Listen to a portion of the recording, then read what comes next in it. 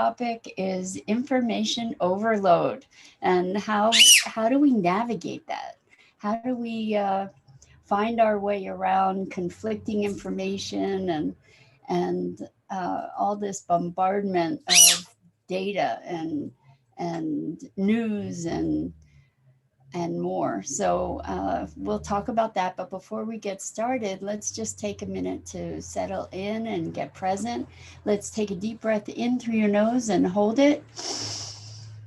And imagine clean, crisp oxygen just flooding into your lungs and flowing into your bloodstream and nourishing all your cells and all your organs and bringing vital life energy. And as you exhale, exhale any tension, any stress, any toxicity, negativity. And now let's take another deep breath in through your nose and hold it. This time, imagine brilliant, bright light just lighting you up from the inside out, electrifying and energizing and bringing wonderful life and vitality into every molecule and every electron. And as you exhale, exhale any tension, stress, negativity, toxicity. And now let's just gently press our palms together and softly, softly rub your fingers against your palms and feel how delicious that sensation is to bring you present right here, right now. Welcome, welcome, welcome. Good morning. So I am just wanting to explore this topic of information overload and truth and not truth and how do we navigate situations where our the story keeps unfolding. You know, what's bringing this up for me is navigating a lot of different opinions and perspectives that people have around what's happening with COVID. And I do not pretend to know the whole story, but I've noticed there are people that are um, avidly supporting wearing masks, and other people who are avidly supporting not wearing masks. And there's good morning, Crystal. Wonderful to have you here. We're talking about navigating information overload, and what's true and what's not true. And I'm thinking that the place that I'm finding to come from, although it's not as comfortable as believing I have the answers to things, is is coming from a place of questioning, learning, reading, exploring vantage points that may seem to conflict, and to be open-minded enough to entertain different perspectives. I understand how daunting that can be because we don't really know. Uh, like maybe we don't ever really know. So that's what one thing that I say is that I entertain my beliefs as working hypotheses, and it is daunting to be exposed or to be able to access information that seems diametrically opposed or conclusions that seem diametrically opposed, and to be able to sort through what may be true, what may not be true. It's not really black and white. At least I haven't found it to be black and white, because I've heard cogent arguments on all different sides of things. And I think, how do we be with this? How do we be with a place of not knowing? Good morning, Dido. Welcome. It's so good to have you here. um, we're talking about information overload and also navigating information. Like, how do we figure out what's true and what's not true? And I think that it's important to be questioning, to not just blindly accept what is being served to us through media and public pressure. And at the same time, I believe we should question it. I think we should question it intelligently. Good afternoon, Mike. Welcome. Great to have you here. I'm not sure where you are, that it's afternoon. It's morning where I am right now in the Philadelphia area in the US. But anyway, I'm just suggesting that we explore, that we keep an open mind, and that we explore and try to get a fuller picture of things. And I recognize that that can create overwhelm, because there is a certain comfort in believing that we know how things are and what's true and what's not true. Um, it's just, it's a crazy, crazy world in so many ways, in terms of the information that we receive. And um, I I'm I'm kind of at a loss, to say that I have confidence in the truth of lots of things, other than when I touch into my heart to be present. And so I watched a disturbing interview this morning, and it was from a woman who, and I'm not gonna promote it here, because I don't know what's true and what's not true, but it's from a woman who has had a career um, in challenging certain, supporting her clients in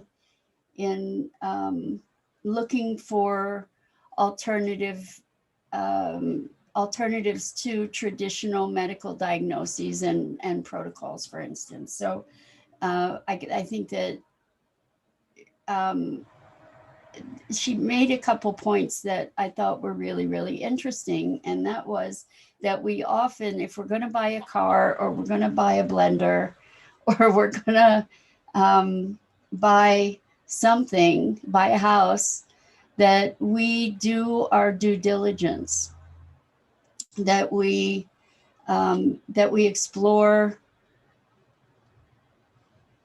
the ratings, the information more deeply than just saying, going to a realtor and having them say, oh, this is a great house, buy this house for this money. Probably we'll do our due diligence. We'll learn about the neighborhood. We'll have a home inspection. We'll investigate. We might look at different ratings for different things we might purchase. We'll look at the Consumer Digest, for instance, to review. We'll do our due diligence. And yet, when we are diagnosed by a doctor or prescribed certain medications, typically we take those medications. And if we're told we should have surgery, typically we will go have the surgery, and oftentimes without getting a second opinion. And I think this is really, really an interesting paradigm that we kind of accept medical advice without necessarily doing the kind of diligence that we would do if we were going to buy a car. And here, this is our body and our well-being. And we have a lot of tools at our fingertips, um, to be researching, and that's where this information overload can come in, because we find that we can easily find inconsistencies in the information, or discrepancies or disparities or conflicts in information that we source. And so I think there's a point where one of the ways that a lot of us cope with information overload is to just sort of shut down and shut off, and to say, okay, I'm done. I'm not going to even bother anymore. And I think this is Christina. Is that right, Lefty? It's so important to know what a good source actually is. Exactly. So this is another thing that is a challenge: is how do we vet our sources? And I, I I also think that we are at the effect. Okay, so it's Christina. Good. I'm glad to remember that. Um, I think that we we need to vet our sources for sure, and to look at maybe what's behind the sources. So what? How do we determine credibility? That's a really important thing. Lots of times there are these things that go around in emails that are talking about um, horrible wrongs that are being done by a certain group, or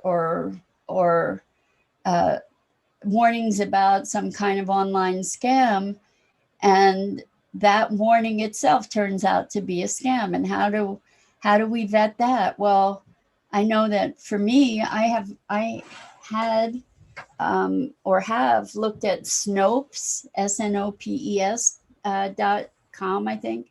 But what they talk about is the it's kind of debunking certain things and giving information and background. Good morning, Tammy. Welcome. We're talking about information overload and how we deal with it, but also we um, how we vet information. How do we discern? What tools of discernment do we have? I think um, the place that I go to ultimately is being in my heart rather than my head. And a lot of times the information that we encounter, you get a gut feeling about it. And I'm not saying to trust your gut, maybe. Well, I don't know. This is a really confusing area, I think, because ultimately, how do we decide what we believe? How do we choose to believe what we believe? Um, and so, this idea of a working hypothesis for beliefs works for me, to be able to say, at this moment, based on the information I have, this is the belief that I have. And I will look at other things. I will entertain other things as possibilities, and I will look to vet the source of those things. I just see. I think that another thing that came up in this interview that was a little concerning to me was the way that people go along to get along. And I'm sure you've heard the story about the frog in the boiling water, where the frog is in a pot of water and the heat is turned up gently, slowly, slowly, slowly, so that the frog doesn't even notice until at some point the water is so hot that it kills the frog. But it didn't notice because the transition was so slow and subtle, so to speak. Now, I wouldn't recommend trying that. First of all, I don't think it's such a good idea to be boiling frogs. And second of all, I don't know if that's actually true, but that a frog wouldn't hop out of the water if it was getting hot. It's not an experiment I would recommend by any means. But I'm wondering if we're not in that kind of situation. And I think we're seeing things boiling over in a lot of ways. And I think that we get to keep thinking that we don't, like, the go along to get along is a really dangerous thing, where freedoms are tested, where civil liberties are tested, where social justice is tested. And we get to be vigilant and diligent in seeking the truth about what's happening in the world, and also checking in with our, hi Pat, good afternoon, welcome. Checking in with our moral compass to be questioning and cultivate curiosity. Curiosity has been a popular topic here for me. Curiosity, wonder, learning, expansion, all of that is really, really the spice of life in my book. And I think that it behooves us to keep an open mind and to act out of the knowledge that we have, while we continue to entertain something beyond that. Something to I was saying we have I think it's called, is it informational bias, or what I'm alluding to is we typically have an even unconscious bias to the things we already believe. So we have this bias that confirms our existing beliefs, where we'll collect data, we'll recognize sources that confirm what we already believe. Good morning, Andrea. Welcome. So glad to have you here. And so confirmation bias, that's what it's called. So what I'm wondering is if we have the capacity to step beyond our confirmation bias. Good morning, Rosalind. Welcome. Dido says confirmation bias. Yes, I think, did I say it before? I said it before I saw your assist here, Dido, but I can always count on you. Thank you. Yeah, confirmation bias. So we tend to look for information that affirms what we already believe. And what I'm inviting us to do is to maybe seek out some information that conflicts with our own belief and entertain it. I think it was last week that we talked about courage, and one of the 4 pillars of courage was intellectual courage. And that intellectual courage is a courage to challenge your existing beliefs. And I think right now, especially, there's so much craziness in the world going on, politically, COVID wise, uh, environmentally, even in terms of advertising, and we hear about greenwashing and on and on and on. And I think it is beholden to us to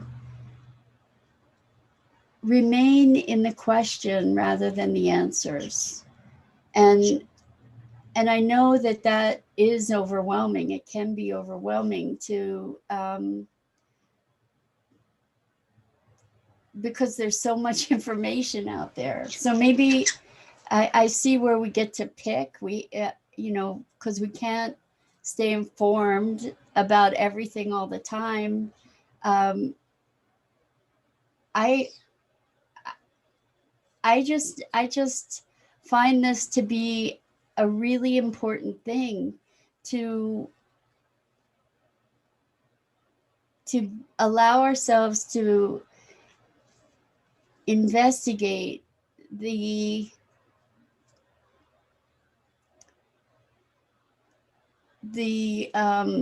narratives that we're so subject to. Like this there's so much to learn right now about the human condition, and about COVID, and about health, and about immunity, and medical stuff. There's so much that is important for us to inform ourselves about, because what we're looking at is something that has shifted global culture. And we are a human family. We get to look at what this is, that's happening around the world, and what are the consequences? What are the consequences of the choices that we make now for ourselves, for our communities, for our countries, for the world? And it's really important to separate our meaning making from fear. And it does take courage, I believe, to be investigating and to have a willingness when there's more information, when you find information that is vetted, information that challenges your vantage point. It takes courage to have a willingness to perhaps change your mind about something, and to have a change of heart, perhaps.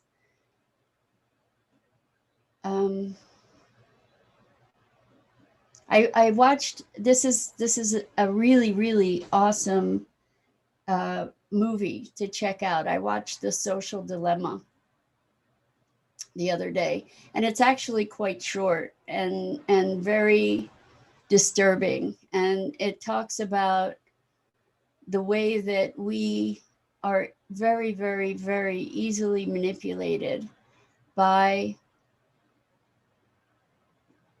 certain devices in in social media, um, in games, for instance, with the advertising and clickbait kinds of things, and how we can be manipulated and directed into pockets of information that are confirming our own biases. And it's all very sobering to be aware and to have um, to gain sort of a meta perspective on our actions and our thoughts. You know, when you, and I've done this, like playing solitaire or something on my phone, or a game where there's advertising, and it's advertising that's targeted to me, uh, that actually on occasion I have clicked on those ads because it was like, oh, that looks interesting. And then I thought, oh my gosh, I'm feeding the machine. And Christina says echo chamber. Indeed, indeed. So we end up in these echo chambers that just reflect ourselves back to ourselves. And what's happening as a result of this information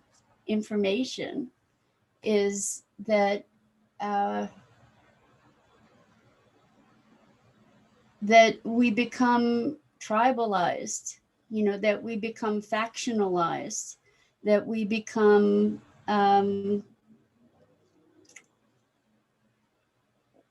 we become a manipulatable commodity.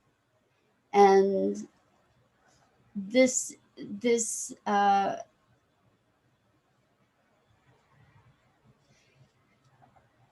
this global situation right now is something that should be making us think long and hard about what's real, what's not real, what's, you know, what's our responsibility to get information. And how do we do that? How do we get out of this echo chamber? So it was really, really interesting. I highly, highly recommend watching the movie Social Dilemma if you haven't already. As I said, it is short, but it talked about how governments can can exercise coups and things, and through social media and internet profiling kind of thing. And I just find that it's more important now than ever to be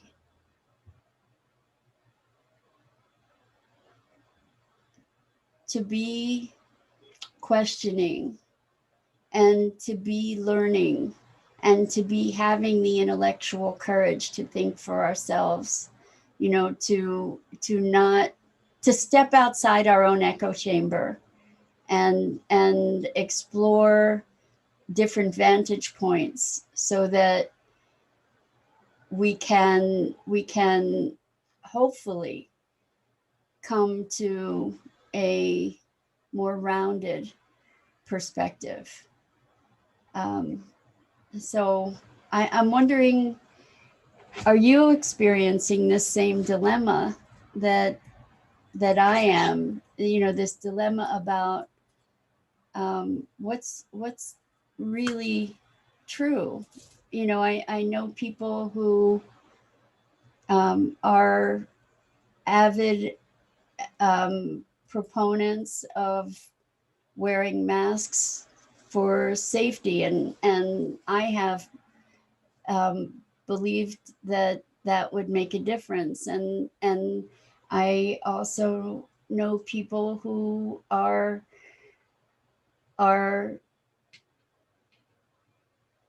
really um, committed to not wearing masks as a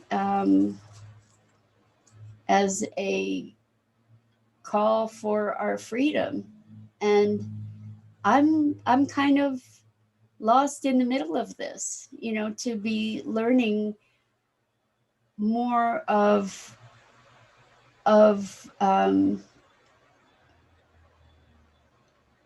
the medical truth around things. It's really challenging. It's really, really challenging, and I don't have answers, and I I am living in hypotheses at this point, and trying to get educated, and to be able to, based on that education, make a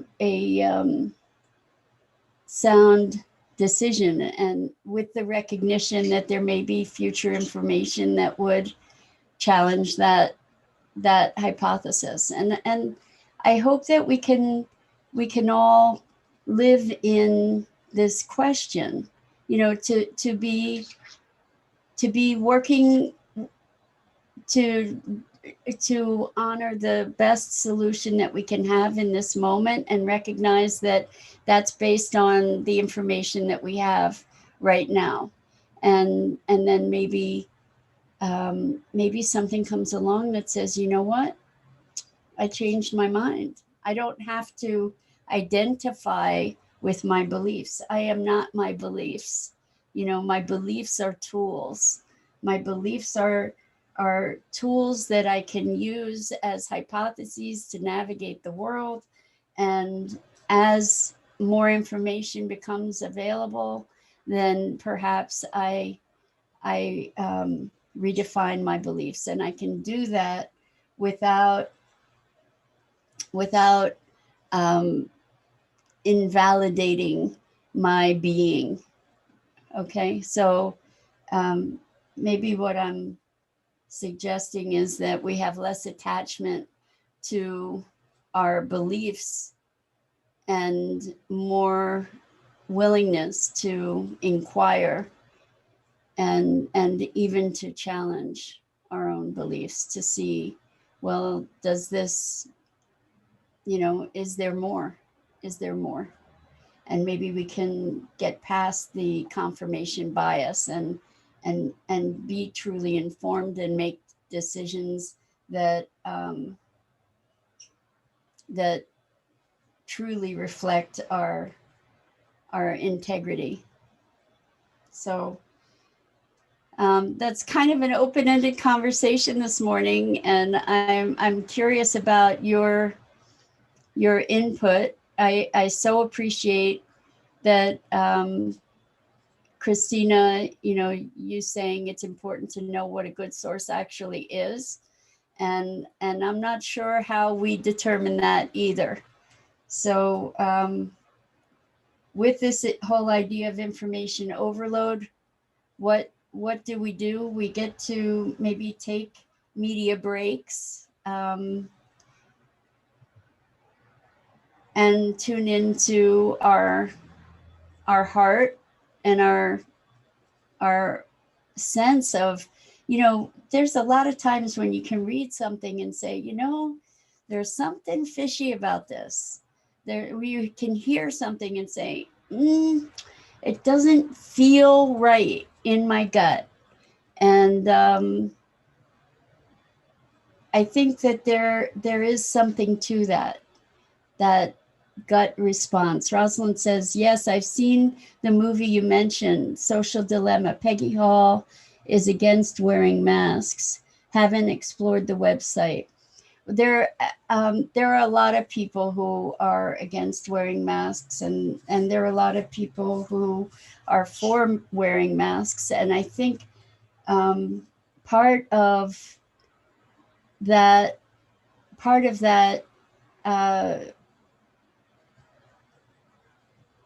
choice is maybe based on a different perspective on what's actually happening underlying the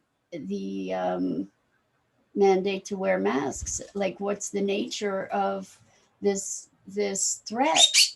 I don't know, but I suspect that that may be part of the case. I mean, if we were, I'm not even going to go there, but I do think it's worthwhile exploring different sides. And so, Obi, welcome. I haven't seen your name here before. Welcome. What do we do? Discern. Yes, with the heart and gut, and that's ultimately what we get to do. I think is look at something, uh, allow yourself to consider it, and then feel into, there's something fishy here, or there's it feels right, and still be willing to not identify with our positions. Okay, we're not our positions. We are so much more than that. And when we're called through something that we learn to shift a position, we do have the freedom to do that without it compromising our identity and our ultimate beingness.